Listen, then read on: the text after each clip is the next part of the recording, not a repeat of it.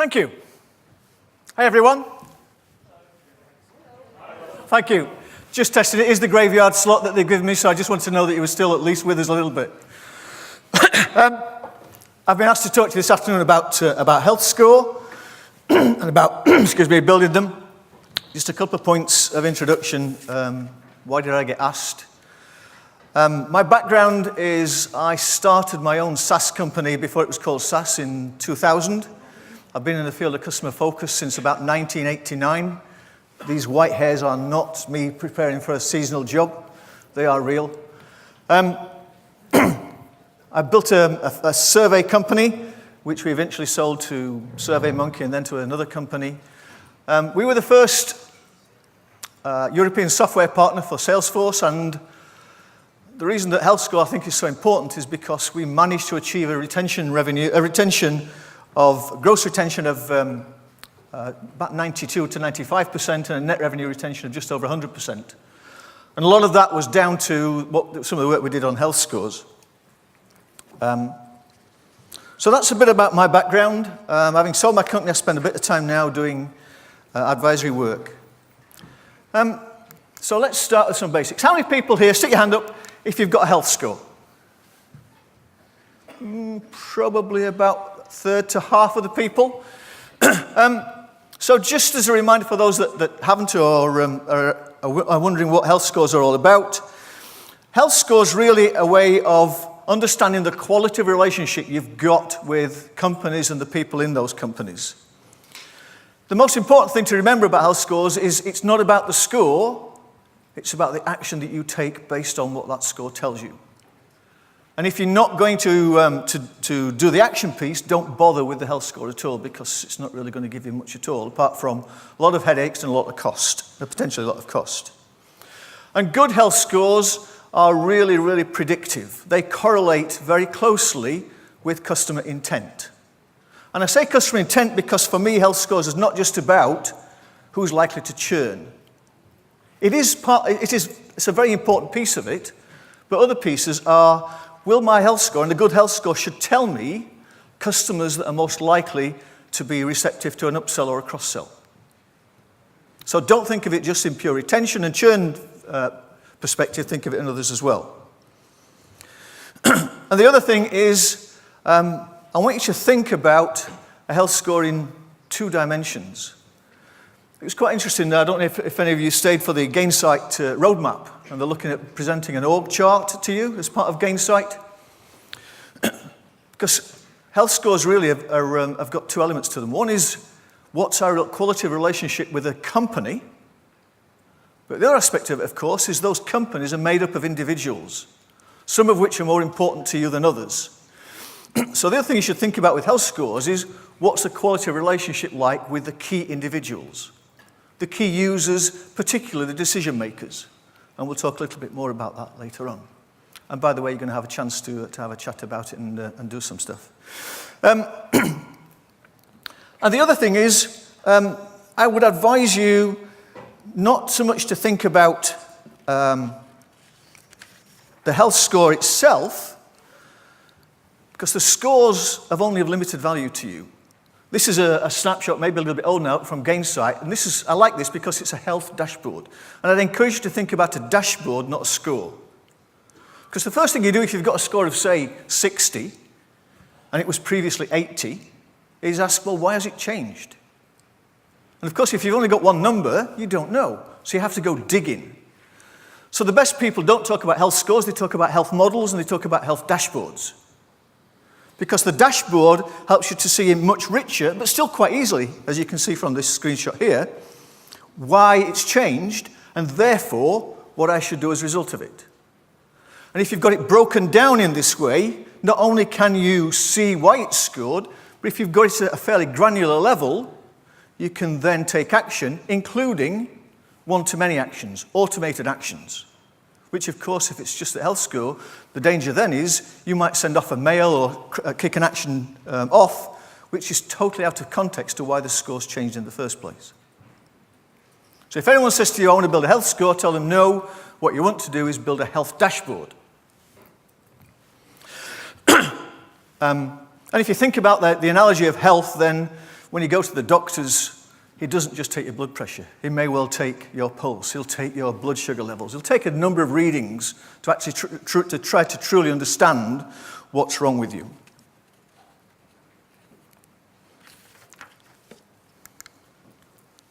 This is one of the challenges of building a health score. If anybody tells you that building a health score is straightforward, be a little bit wary. I'm not saying it's difficult, it's not impossible, but 80% of the challenge you will have with building a health score will be in collecting and collating the data. Because good health scores, and the way that you build a good health score, is about looking at all the available data points and saying which of these data points correlate closely with the actions that we want customers to take or not to take. Which data points most closely correlate with churn? Which data points most closely correlate to retention? And by the way, one might not be a simple opposite of the other. Sometimes the things that drive retention aren't the negative of the things that drive churn. There's obviously a relationship, but it's not always true that they're opposites. So don't underestimate the amount of work it's involved in starting to look at the data. And in terms of looking at those data points, the workbooks, and by the way, I understand there aren't workbooks enough for everybody, but I've created a copy that you can download, take home and use if you wish. Think about different things. So the first thing is obviously customer behavior. And if we're in the business of delivering customer success, if we're in the business of delivering desired outcomes, doesn't it make sense that being able to track those outcomes should be a core part of the health score that we've got? To me, it seems a bit of an anathema that we'd have a health score that doesn't have some measure of customer ROI in there. In other words, the value that the customer's taking from the product or service that we're offering. But there are other things as well. Life cycle progression, how quickly they are moving through that cycle, because sometimes they stall, that's a bad sign. How they respond to your marketing outreach. Product is obviously a key one, particularly for SaaS companies, but not just for SaaS companies. User penetration, what percentage of the available users in the organization are actually taking up your product or service? Sentiment and advocacy. The propensity to act. So we spend huge amounts of time and effort in training and developing CSMs to guide customers through what they need to do, but if they don't take our advice, we're stuck. Because don't forget, it's the health of the customer, not the health of us that matters. So relationship depth and quality, contact profiles, volume of logins, volume of usage, breadth of usage. How many features are they using, particularly if you can identify certain features which are more likely to drive churn and retention than others. Support requests, transactional and financial. What's their buying activity like? Do they pay on time? How much discount do we have to give them to secure the renewal, to secure the upsell? And I mentioned earlier share of wallet. And I was watching Brian's presentation from Cisco when he talked about telemetry. I think that's a very important thing now. People like Cisco have got a lot of data coming in from their hardware. And Internet of Things, I know it's a bit of a buzzword, but that's going to be providing for some of us more and more data feeds. And the other thing to think about is not just what are the components of my health score, but how might I want to cut and slice and dice it. So the workbooks that I've provided to you have also got a sheet which talks about metadata, the data that describes the data itself. So I don't want to be able to cut it by product, by CSM, by segment, by industry, by geography, depending on what your business model looks like. And you have to think about that when you're pulling together the data set for your health score. This is by far, getting the handle on the data is by far the most difficult piece of doing a health score. And we'll talk about some of the gotchas in a couple of minutes. The process of building it itself, well, there are companies that specialize in this sort of thing. If you've got large amounts of data, there are companies that can use machine learning techniques and capabilities. You can do this sort of thing just by using Excel and correlate analysis. So you have to do your data inventory and start to look for those correlations between what you want your health score to predict. And that will give you an idea as to what the components of your health score should be. And you need to then build your model and test it. Put some real data through it. Does it actually predict what's happened? And then the other thing is looking at the thresholds. So, if you've got a health score of 50, if it drops to 30, is that a bad thing, or does it need to go to 20? And by the way, when you're looking at thresholds, quite often, don't just think about the absolute number. Think about the delta, the change. Because quite often, the degree of change is the most important thing that you can track. If you do a simple, it has to be below 30, you might miss something. So, for example, in our business, which was a survey and feedback business, it wasn't just the volume of surveys, it was how that volume was changing over time. Because we got some companies sending out literally thousands of surveys a day, we got others that were sending out 20 or 30. If we'd associated an actual number with that, the health score wouldn't have told us much at all. So think about deltas, not just actuals, when you're looking at your thresholds. I'll come to the alerts and the responses piece in a minute. The other thing is, when you're thinking about health scores, I'm going to talk about the actions that come out of it. You need to be very clear about who these actions are going to be taken by. And there's lots of ways that you can use health scores. And I just want to point out three major buckets. The first thing is, how can I use my health score to intervene with a specific customer? And by that I mean a specific contact within that customer. So if, for example, I've got a key decision maker or a key user that's going bad, how do I reach out to that individual, as well as looking at the company as a whole? The second thing, and this is where thinking about the metadata will help a great deal, is can I see changes in health scores associated, for example, with certain features in the product, with certain industry segments, with certain size of customers? And there you should be starting to, with particular processes or parts of the product, and there you should be starting to really using health scores, not just to drive interventions with a specific customer, but also to look at the root causes. And I know Nick mentioned in his presentation this morning about, don't just fix the problem, but fix the process. And too often, we use health scores to drive the interventions with customers, but not to think about root cause analysis. And the third thing I'd like to encourage you to think about is actually sharing your health score with your customers. Because if you think about it, if you've got the right measures, if you've really looked at what matters to customers, you know what drives their ROI, you know what activities they need to do to be healthy, why not share this with customers? You might change it slightly. So I know some companies, for example, that use essentially the same data to build a little bit like Slack talked about this morning, their maturity model. And that can make very, very useful input into your business reviews, as well as keeping the decision makers particularly in touch. So one of the things we introduced at another company I worked with was a decision maker dashboard. Now that was all data pulled from different elements of the health score that we sent out to the decision makers. And the whole idea behind that was to say to the decision makers, your people aren't doing what they should be doing. You need to go and give them a kick up the backside, in the nicest possible way, of course.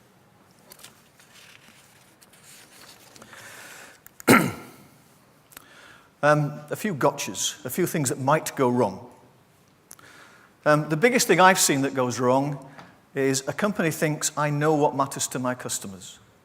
I know what drives customer health. This is my business. This is our business.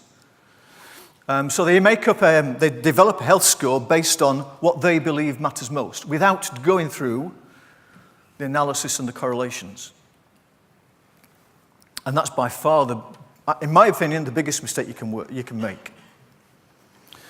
The second is one thing I've already mentioned, that is that they don't include any measure of customer value or ROI. Because they don't have that data quite often. And interesting enough, that one of the things about implementing a health score is it helps you to identify where you are lacking key pieces of data. And so you should be thinking in the background, I don't have this at the moment, but I know I need that. How am I going to find it and build that into my data model and into my systems? And systems is also a key thing. You can't do this effectively without good systems. You need a Gainsight. You need a customer success platform. You need a CRM system. Don't try and do this in Excel. I've seen people do this in Excel, and they've got a list of 1,000 customers and about 7 different aspects, and it's just like, where do I look? You just can't use that. You need to really tie this in with implementation of systems if you've not done it already. And the final, well, one other thing I would say is when you're building your health score, be very clear about who you are building your health score for. We all know that one of the biggest mistakes that companies make is they buy churn. They hire bad customers. Your health score should relate to the requirements of your ideal customer profile. So make sure that you are testing the right things with the right group of customers. You don't want a health score that's going to say, well, actually, this is a healthy customer, but they're never going to give us great lifetime value. And the other thing is, I'll leave you in saying, don't let perfect get in the way. The one thing about health scores is, if your customers change, the parameters that drive their retention, their upsell, may well change as well. So don't think of this as a one-off exercise, but think of this as a repeatable thing. Something that you go and test perhaps once every 6 months, once every year, to make sure that you are still tracking. And it's not a difficult thing to do. It's just a case of saying, this is what the health score said. Did that actually predict what was going to happen? If you have any questions, by the way, Slido, Slido.com. It's up. Okay, thank you. So what we'll do is, this is a success workshop, and it's very much around getting you to do something. I don't think you're going to build a health score in the 15 minutes or so that we've got left, if I'm honest. So what I'd like you to do is, and some of you might have to just move a little bit, is there are some workbooks that look a little bit like this. They've got 3 sheets. One is about the company, one is about the individual contact, and one is about the metadata. So what I'd like you to do, and whilst you're doing that, we'll address some of these questions, is just have a chat to colleagues and find out who's built a health score, what factors matter to them, what got in the way of making it an effective health score, and what really, really worked for them. So what were the challenges, how did they overcome them? And whilst you're doing that, so let's just spend 10 minutes on that piece. Go and talk to somebody. It means that, again, graveyard slot, I can keep you awake a little bit longer before the blood sugar thing really kicks in. So just have a chat for 10 minutes, and then we'll come back to the questions. It gives me time to think about the answers to the questions. Okay, folks. I just want to try and address some of the questions that have come up. And I've made a note of most of them as we've gone through. So I hope you found that helpful. I think Dan said this morning, there's a huge amount of expertise in the room. The key that you can take away from this is how much of it you can tap into. So just a few of the questions. What advice can you give on-prem solutions? I'd give 2 pieces of advice there. One is get very, very good at tracking customer ROI. And the second piece of advice is go and talk to your chief exec and your leadership team about how they're going to migrate to a cloud-based solution. Because I think if you stay on-prem, you're going to become irrelevant. I don't think on-prem will survive very much longer. And by the way, there are lots of examples of companies that have made the switch from very large installed on-premise applications to cloud-based applications. So Microsoft was mentioned this morning. Cisco's made a big switch. Oracle's made a big switch. The company that I know quite well, Calidus Cloud, has moved about 95% of its revenue from on-prem to cloud. So ROI and shift to cloud. Statistical techniques. I'm not a statistician, but there are machine learning techniques. There are of different sorts. If people are interested, I'll put some notes up on the blog about the different techniques that you can use. And there are companies that specialize in that sort of thing if you've got some large data sets. Someone asked about how many iterations. That really depends upon the quality of your data. So if you've got good data, you can probably get the correlations out quite quickly, and test it and maybe get right through with 1 or 2 iterations. If you've got weak data, then you're going to have to perhaps test it more and more and more. You know when you've done enough iterations when you are confident that your health score is being predictive in the few key areas that you want it to be.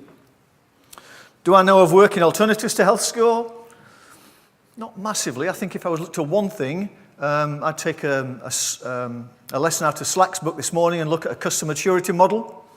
It's not a health score in the way that we might understand it normally, but at least it gives us some insight as to where the customer is in terms of that usage. By the way, the fact that Slack built that maturity model based on a lot of usage data is, but there are other ways of doing it. How many health indicators? I think there's 2 parts to the answer. One is some technology is limited in the number of items that will allow you to build into a dashboard. So you might be limited by your technology. It probably is not going to require more than 5 or 6. Because if you've done your analysis right and you know the correlations to retention, to churn, to upsell propensity, then it's probably going to get down to 5 or 6. I do think, by the way that technology is going, that we're going to be able to expand that. So I'm a great believer in the future of AI in customer success. I think it's something that we need to look at very actively. I've just written a piece on that called The Robots Are Coming. And that's going to allow us to actually manipulate and understand much, much larger volumes of data.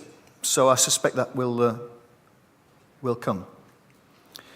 Is it worth looking at churn customer data? Absolutely. Perhaps something I should have said was, when we did this exercise, we looked at 2 sets of data, customers that retained and customers that have churned. And we compared the two, we compared the indicators to those 2 sets of data. In a CS team of 1, how would you use health scores across the wider business? So this in part goes back to the thing about root cause. One of the things that we've got in the world of customer success is great. If we're doing it well, we've got great insights into our customer. And I think the thing I talked about in root causes, going back to sales and marketing, saying, are we attracting the right sorts of customers? Going back to product and saying, are we building the right sorts of features? And I think we have to step up to the plate and really take on that role as being an advisor to the business as a whole, based on what we've learned.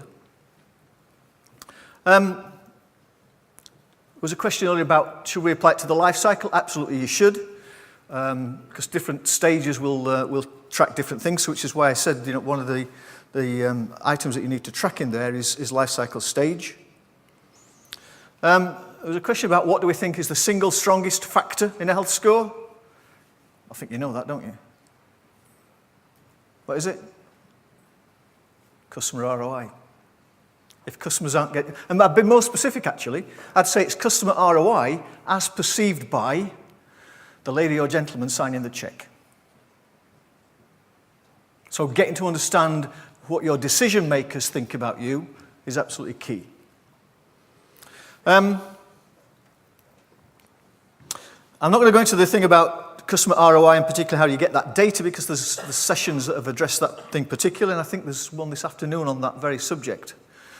Do you weigh the difference? Yes, you do weigh the difference based on the correlation. So I think you should give the strongest correlation, the strongest weight to the correlation, but I wouldn't get too concerned about coming up with some complex weighting. I'd keep that relatively simple.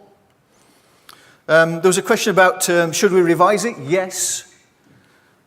You should test probably every 6 months at least whether the scores that you are getting are still predictive of churn, retention, upsell, and anything else that you're trying to track.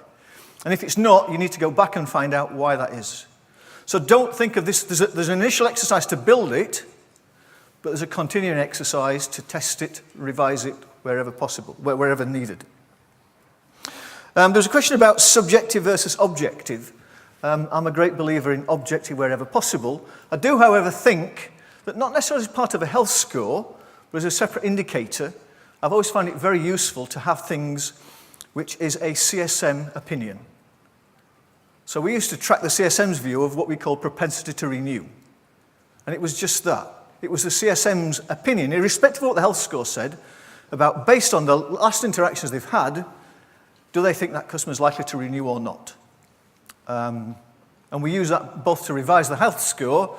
We also used it in coaching our CSMs, because some of them were good at doing it, and some of them were not good at doing it. So look at the relationship between outcome, health score, and the CSM's propensity to renew setting was quite useful insight data. What tool or solution would I suggest for startup doesn't resources to implement Gainsight? I mentioned that we started a software company back in 2000. Gainsight wasn't around then. We didn't use Gainsight. We adopted very early in our life Salesforce as a CRM system, and we actually built all our health scores in Salesforce. So we used formula fields. We actually pulled our app data on a daily basis into Salesforce to use that as well in our health scores. So we built it, homegrown.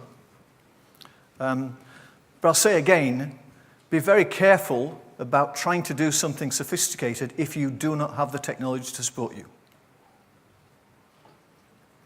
It's very, very difficult. It might actually be worth you saying, let's put that to one side for the time being until we've got that technology platform, that technology capability before we actually do that. I think there was one more question. How many different... Oh, sorry, I've addressed that one. What were the must-haves? I think I meant that one. Yeah, I think that's it. Unless there are any others coming up. And I've got 1 minute left. So thank you very much for your time and effort. I hope the discussions were useful. I hope I've given you a little bit of insight.